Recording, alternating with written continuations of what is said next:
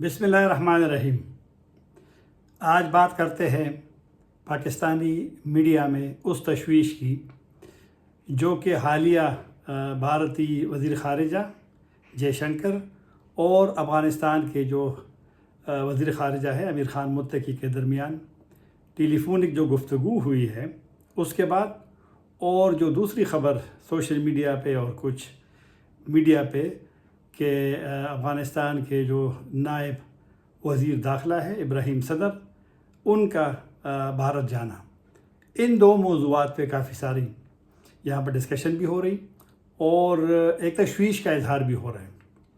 तशवीश ये बयान किया जा रहा है कि टेलीफोनिक गुफ्तगू ऐसे वक्त में हुई है कि जब पाकिस्तान और हिंदुस्तान के दरमियान हालिया जो एक तनाज़ा रहा, मिज़ाइल और ड्रोन हमले हुए, तो ऐसी हालात में इन टेलीफोनिक राब्ते पे और जो नायब वज़ीर दाखिला है इब्राहीम सदर, उसके भारत जाने पे यहाँ पर टीवी चैनल्स पे और मशहूर यूट्यूबर्स जो है वो और जो टीवी चैनल्स में एंकर्स हैं उनके प्रोग्रामों में काफ़ी सारे तशवीश का इज़हार हो रहा है। एक सवाल तो बनता है कि एक टेलीफोन से और जो एक दौरे के बारे में बात हो रही है, हालांकि मेरी मालूमात जो मैंने पहले वीडियो में भी शरीक किया था कि अफ़ग़ानिस्तान के जो नायब वज़ीर दाखिला है वो इब्राहीम सदर, वो इलाज के लिए भारत गए हैं।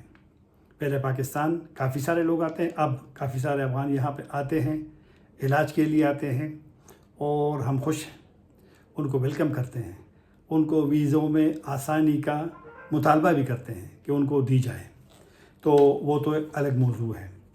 मुमकिन है कि अब अफ़गान लीडर पाकिस्तान इलाज के लिए नहीं आना चाहते, उनकी अपने, और ये हम किसी को मजबूर तो नहीं कर सकते। तुर्की भी लोग इलाज के लिए जाते हैं, दुबई भी इलाज के लिए जाते हैं और भारत भी जाते हैं और काफ़ी सारे पाकिस्तान भी आते हैं, तो इसमें तशवीश वाली क्या बात है।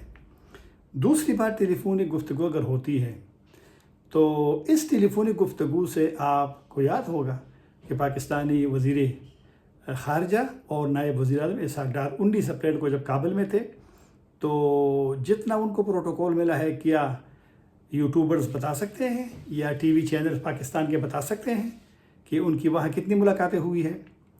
वज़ीर-ए-आज़म, जिसको रईसुल वज़रा भी कहते हैं, मुल्ला हसन से पाकिस्तान के नायब वज़ीर-ए-आज़म की मुलाकात हुई, नायब वज़ीर-ए-आज़म अब्दुस्सलाम हनफ़ी से मुलाकात हुई, वज़ीर ख़ारिजा अमीर ख़ान मुत्तकी से मुलाकात हुई और इसी तरह दीगर लोगों से भी उनकी मुलाकातें एक दिन में अप्रैल 19 को उनके दौरे में हुई। तो मैंने नहीं देखा कि किसी और मुल्क में इतनी तशवीश हुई है जिस तरह के एक टेलीफोन। क्या हम इतने कमज़ोर हैं कि अगर दो ममालिक के दरमियान टेलीफोनिक रब्ता होता है तो यहाँ पर एक तशवीश होगी कि पता नहीं क्या होने वाला है। ऐसी सोच मेरे ख़्याल में नहीं रखनी चाहिए। वज़ारत ख़ारिजा से इसी ब्रीफिंग में जब सवाल हुआ जुमे को, तो उसने कहा दो ममालिक ख़ुद मुख्तार हैं, आज़ाद हैं और वो रब्ते कर सकते हैं, वो दौरे भी कर सकते हैं, पाकिस्तान को उसमें क्या एतराज़ है। कभी कभी ये बड़ी बदकिस्मती है, अफ़ग़ानिस्तान में एक सोच पाई जाती है कि इनके गिला है। ज़रूरी नहीं है कि हम उस गिले से, उस शिकवे से, उस सोच से मैं आप मुत्तफ़िक हूँ। वहाँ यह सोच है कि अफ़ग़ानिस्तान को पाकिस्तान एक आज़ाद और ख़ुद मुख्तार मुल्क नहीं समझता। ये एक सोच है कुछ लोगों की।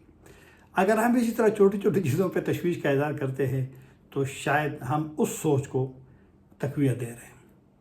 आज़ाद मुल्क तो अफ़ग़ानिस्तान है, उनको किसी मुल्क से ताल्लुकात बनाना उनका हक़ है। हाँ, अगर दो ममालिक के ताल्लुकात किसी एक मुल्क के ख़िलाफ़ इस्तेमाल होते हैं तो फिर उनके ख़दशात, उनका रद्द अमल, वो उनका हक़ भी है और उनका इज़हार भी होना चाहिए। लेकिन मेरे ख़्याल में ऐसा नहीं है कि अफ़ग़ानिस्तान और भारत पाकिस्तान के ख़िलाफ़ इकट्ठे हो गए। अब तो बड़ी जंग नहीं हुई, लेकिन माजी में तो पाकिस्तान और हिंदुस्तान की काफ़ी सारी जंगें हुई। उस वक़्त भी अफ़ग़ानिस्तान और पाकिस्तान के ताल्लुकात कभी अच्छे नहीं रहे। एक तो तारीख़ है, तल्ख़ तारीख़ है, हकीकत है, लेकिन अफ़ग़ानिस्तान की साबिक़ हुकूमतों ने भी हिंदुस्तान का साथ तो नहीं दिया था। पाकिस्तान के ख़िलाफ़ ये जो सरहद अफ़ग़ानिस्तान से मिलती है 2600 किलोमीटर के लगभग, وہاں سے تو کوئی ایشو نہیں ہوا، تو لہٰذا یہ اس پہ تشویش نہیں ہونی چاہیے۔ اگر ہم تشویش کرتے ہیں تو ہم کمزوری دکھاتے ہیں۔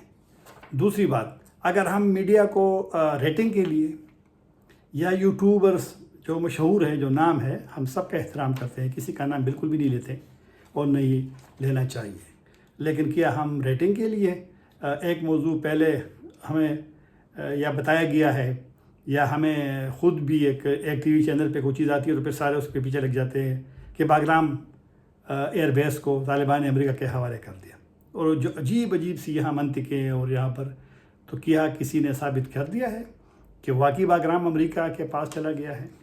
یہ کافی عرصے یہاں پہ میڈیا پہ چلتا رہا، یوٹیوب پر صاحبان، اسی کو کسی نے ثابت کیا ہے؟ کسی نے کوئی ثبوت دیا ہے؟ اس وقت تک 2-3 مہینے اس پہ ڈسکشن ہوتی رہی۔ ایک پھر جناب واخان، جو بدخشان صوبے کے چین کے سنکیانگ صوبے سے جو وہاں سرحد لگتی ہے، اس کے بارے میں پاکستانی میڈیا میں آگے جی پاکستان نے اس پہ کنٹرول حاصل کر لیا، وہاں گمسان کی لڑائی ہوئی۔ کسی نے کبھی سرچ کیا ہے واخان کی وہاں پر کتنی ایک مشکل وہ پہاڑی سلسلہ ہے؟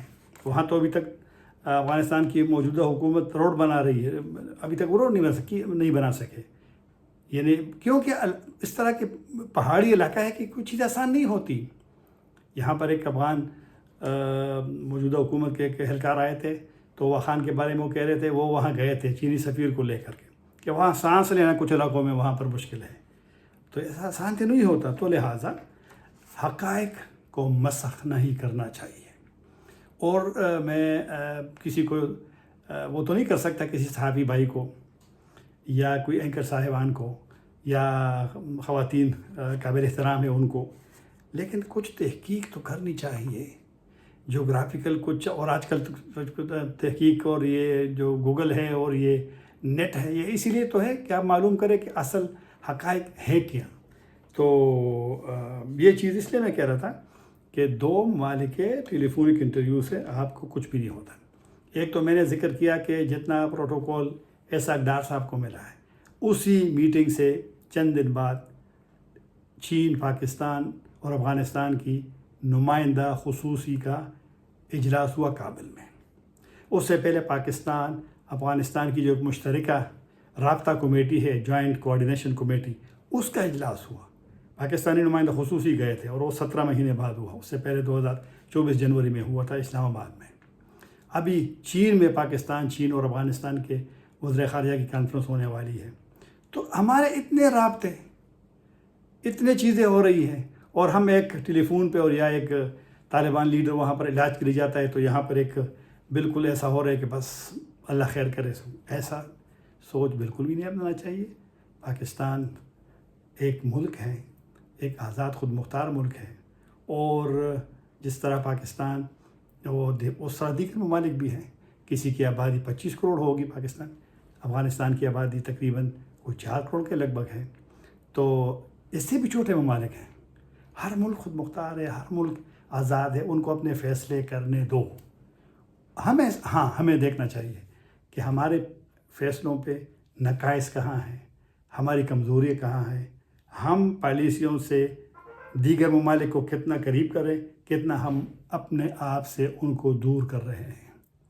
یہ ہمیں سوچنا ہے، اپنے پالیسیوں پہ غور کرنا ہے۔ کبھی کبھی وہ گزر جاتا ہے، بعد میں احساس ہوتا ہے کہ ہمارے پالیسیوں میں نقائص تھے۔ تو ویسے بھی دنیا آج کل قریب ہونا چاہتے اکثر ممالک، تو لہٰذا ہمیں بھی وہی پالیسی ہماری ہو، اور ہماری میڈیا پلیز عوام میں تشویش نہ پھیلائیں، عوام کو حقائق بتائیں، کیونکہ ٹی وی چینلوں کو سوچنا پڑے گا کہ اب لوگ کم ٹی وی چینلز کو کم کیوں دیکھتے ہیں، یہ ان کو خود سوچنا پڑے گا۔ اور جو یوٹیوب پہ آج کل سلسلے چل پڑے ہیں، ان کو بھی سوچنا پڑے گا کہ آج جو مین اسٹریم میڈیا کی اتنی معاملات ان کے خراب ہو رہے ہیں، تو کل ایک وقت تو آ سکتا ہے کہ شاید ان کو بھی لوگ پھر سمجھ جائیں گے کہ یہ صرف ریٹنگ کے لیے یا ویورشپ کے لیے جو بھی دل میں آئے وہ کریں۔ اللہ حافظ۔